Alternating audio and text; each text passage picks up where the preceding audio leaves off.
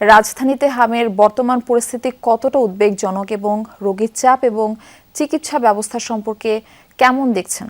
Murphy, চিকিৎসা ব্যবস্থার কথা বলছে এই যে আপনি আমার পেছনে নিশ্চয়ই দেখতে পাচ্ছেন যে হামে আক্রান্ত যে সমস্ত পরিবারের সদস্যরা বা উপসর্গ নিয়ে আসা যে সমস্ত রোগীদের পরিবারের সদস্যরা তারা উত্তেজিত হয়ে যাচ্ছেন। চাপটা ঈদের পরে বেশ কিছুটা বেড়ে গেছে, এমনটাই আসলে এখানে যারা সংশ্লিষ্টরা আছেন তারা আমাদেরকে বলেছেন। একটু যদি সংখ্যা ধরে আপনাদেরকে বলতে চাই তাহলে বলতে হয় সর্বমোট আজকে সারাদিনে আসলে 134 জনের মতো নতুন ভর্তি হয়েছে এখন পর্যন্ত। লাইনেও দেখতে পাচ্ছেন এখন অনেক দাঁড়িয়ে আছেন এবং ডিসচার্জ হয়েছে প্রায় 87 জন, অর্থাৎ তাদেরকে ছুটি দেওয়া হয়েছে সুস্থ হওয়ার পরে যারা বাড়ি ফিরেছেন।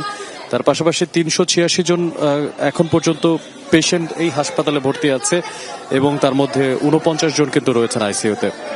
আর একটি সংশ্লিষ্ট সূত্রে জানাতে চাই আসলে এখন পর্যন্ত যেহেতু 41 জন পেশেন্ট মারা গেছেন, অর্থাৎ হাম আক্রান্ত এবং উপসর্গ নিয়ে যারা ভর্তি হয়েছিলেন তাদের শিশুরা, তাই সেক্ষেত্রে আসলে বলা যায় যে এটা ঊর্ধ্বমুখী এবং যেই হামের যেই সংখ্যা সেটা কিন্তু আরো দিনকে দিন বাড়ছে। বিশেষ করে এই কোরবানির ঈদের পরে যারা বাড়ি ফিরবেন বা বাড়ি থেকে ঢাকা ফিরবেন তাদেরও কিন্তু এই উপসর্গর যদি কারো ছোঁয়াচে থাকে এখানে, সেক্ষেত্রে তারও কিন্তু একটা সতর্কতা তৈরি হয়ে যায়।